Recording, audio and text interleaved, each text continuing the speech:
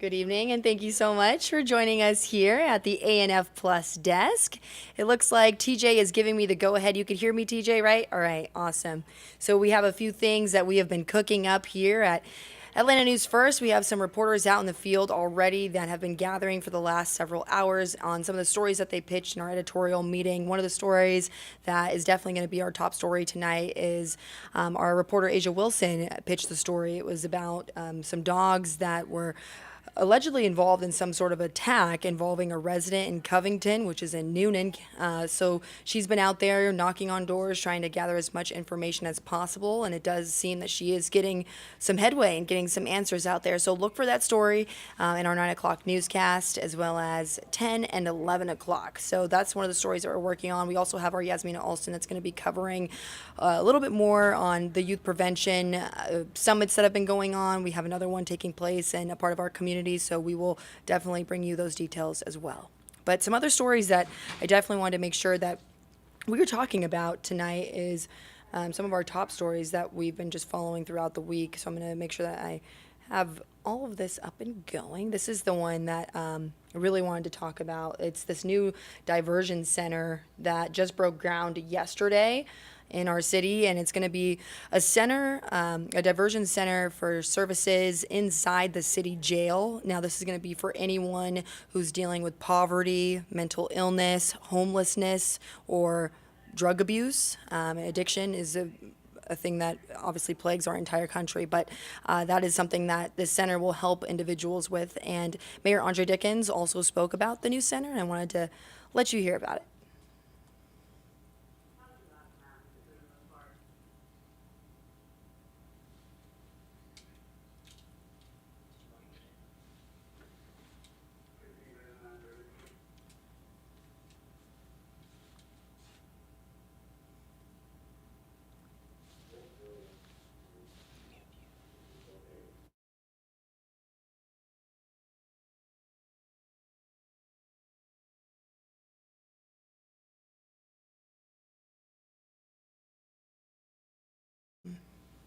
All right, so it does look like we just want to make sure that you did hear that, so we're going to play that again, just in case you didn't hear from Mayor Andre Dickens.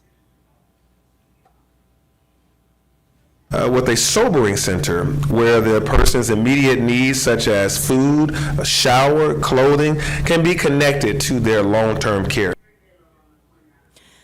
Now, city officials tell us that this is going to be a long-term project, that it's going to take some time.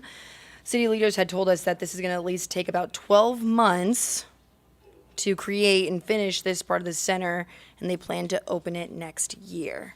So that is one of the main things that being a part of this community is you want to know what's going on in terms of homelessness, crime prevention, and these have been some of the staple conversations that our city leaders have been talking about. So when you see stuff like this happen, we want to make sure that you know about it in your community as well. So another story that I wanted to bring up tonight is this story that I have actually worked on with when this all took place. I'm going to bring this up for you right now. Yeah, so this one surrounds Sheriff Pat Labat. So he is the sheriff, the Fulton County Sheriff, and after the brutal beating of Tyree Nichols in Memphis, Tennessee, after that took place, Scorpion units across the country started to disband, including in Memphis, Tennessee, when this all took place, because so many people wanted to see this unit be no more. This was the unit made up of 5 officers who were charged with Tyree Nichols' death, and after that video surfaced. And so,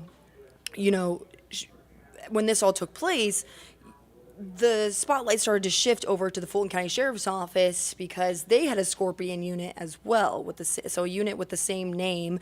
And Sheriff Pat Labat said he was going to consider a name change, while other city leaders had said, changing the name doesn't necessarily get to the root of the issue. And so now the latest information that we can now report to you, that we have shared with you, is that he is now changing the name of the Scorpion unit at the Fulton County Sheriff's Office to the FAST unit.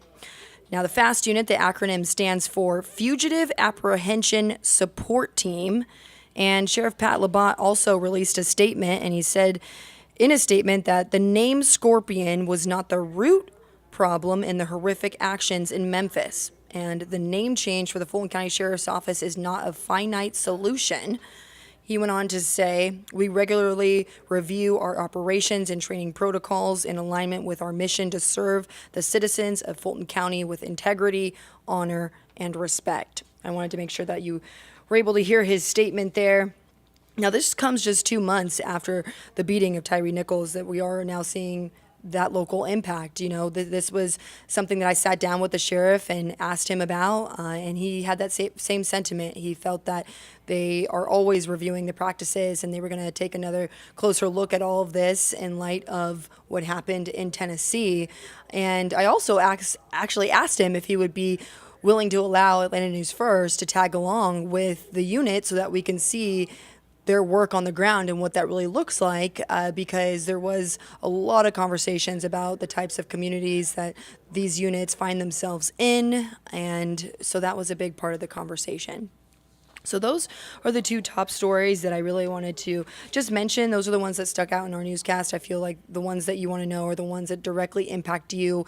And this involves law enforcement. This involves rehabilitation in our community, both big topics in terms of fighting crime. And that is a very big issue, as we all know, here in Fulton County and just Georgia, across our state. So, but I do want to talk a little bit about some other stuff that's taking place right now. We're going to drop some of these bugs for you. We're going to keep the live up because we are going to bring in our first alert meteorologist, Cutter Martin, who has a lot to talk about. And gosh, it was just an absolute beautiful day, right, Cutter? And it was, especially after how nasty it was this morning. That sunshine this afternoon really helping us out there. It's pretty gorgeous, and we're going to keep the gorgeous weather going through the evening hours. Again, live outside right now.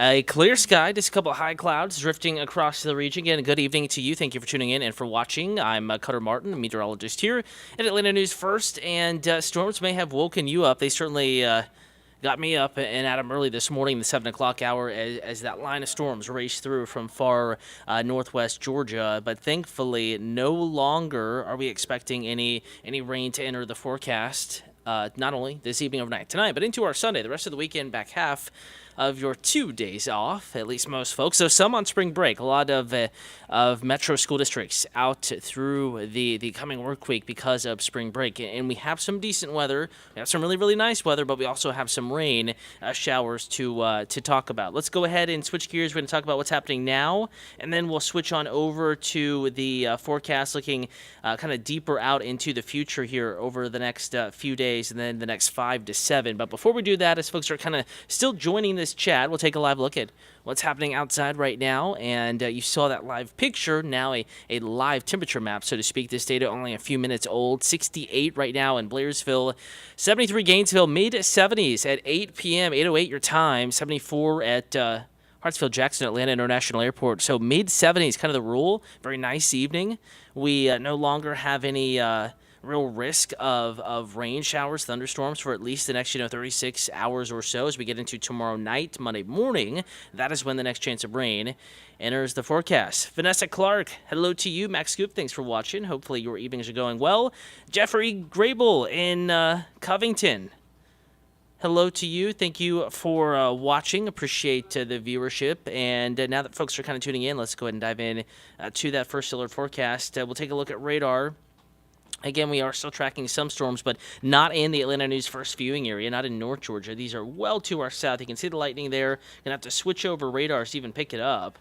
And these are down in far south Georgia, the coast of Georgia, kind of the Sea Island stretch there, St. Simons, Brunswick, Jekyll, Cumberland Island, Sea Island. There, Glenn and Camden counties in Georgia, pushing into the Jacksonville metro, well removed from metro Atlanta and North Georgia. The mountains also dry too. Not really seeing much going on out there, so decent conditions now. And as we go deeper into the evening, your forecast only gets better. We do have a wind advisory in effect until 11 o'clock this evening, but we're going to drop that overnight tonight. Again, the First Alert Weather app is a good tool to have, hour by hour forecast, current conditions, and it will get cool. It will continue to get cool rather quickly. I know we're in the mid-70s now. We're just talking about how nice it is. But temperatures will drop off rather swiftly here over the next few hours as we do have some chillier air filtering into North Georgia. And you can not only get the current temperature, but what it feels like with the breeze factored in this evening, overnight, tonight, into your Sunday morning right there in the First Alert Weather app. You can scan that QR code upper right-hand corner of your screen. What may be easier for you, just search First Alert Weather or Atlanta News First in your app or Google Play Store. Also, we have a download page there at atlantanewsfirst.com. Again, temperatures in the upper 60s and the lower 70s across the board.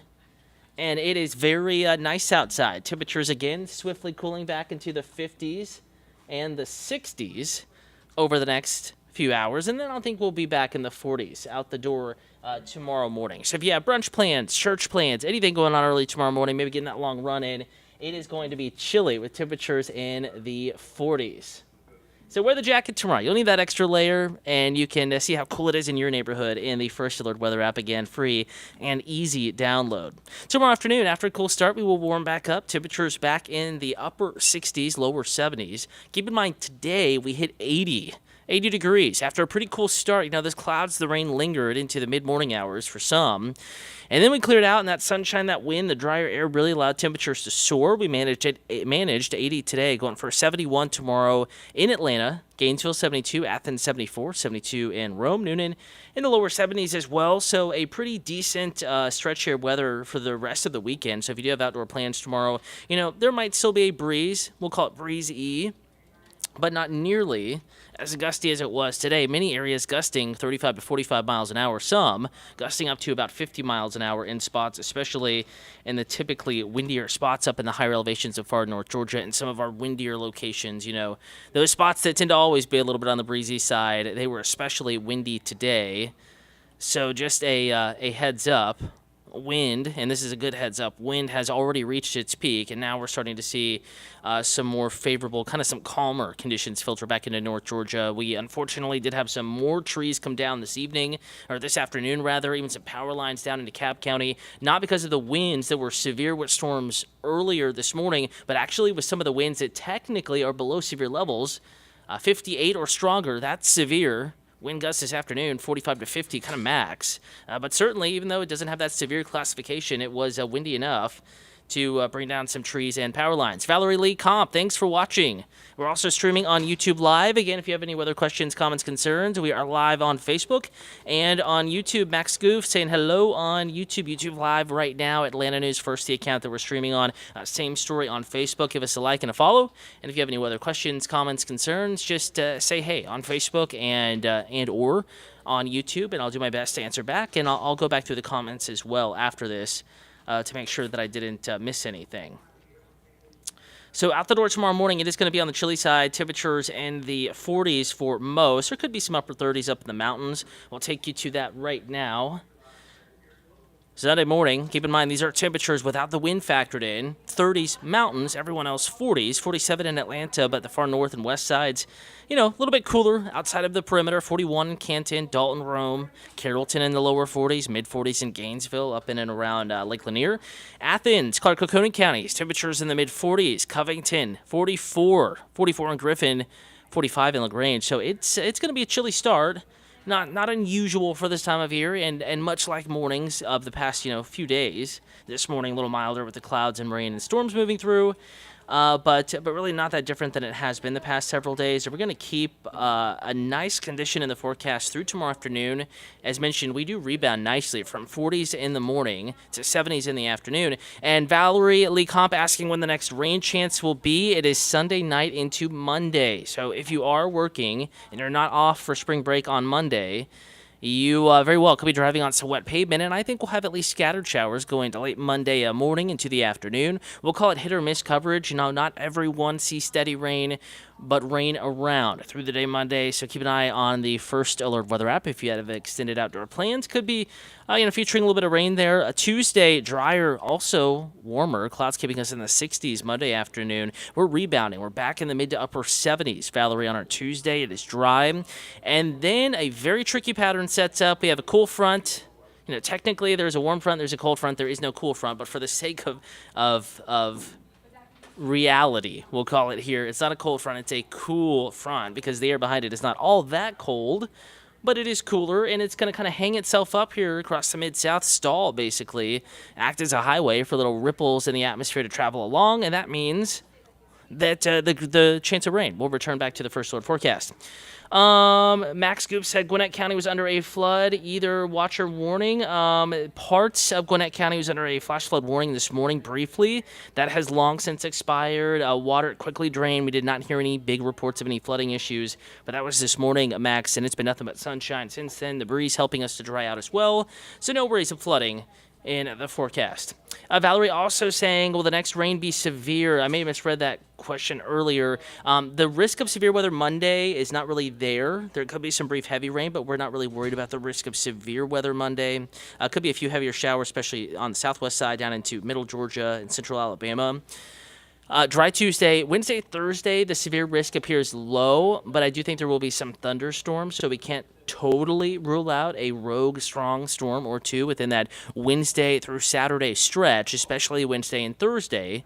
And then as we get into Friday, Saturday, we're going to keep your rain chance, drop your temperatures a little bit, looking like it's back in the 60s, kind of socked in with clouds with periods of rain in the forecast. Now, not 100% coverage, not forecasting rain all day, every day, so there is some possibility to get the outdoor plans in, but a wetter stretch of weather is certainly on the way, kind of beginning Wednesday. We have our one shot at rain Sunday evening, night, Monday morning in particular, maybe a few showers during the daytime Monday.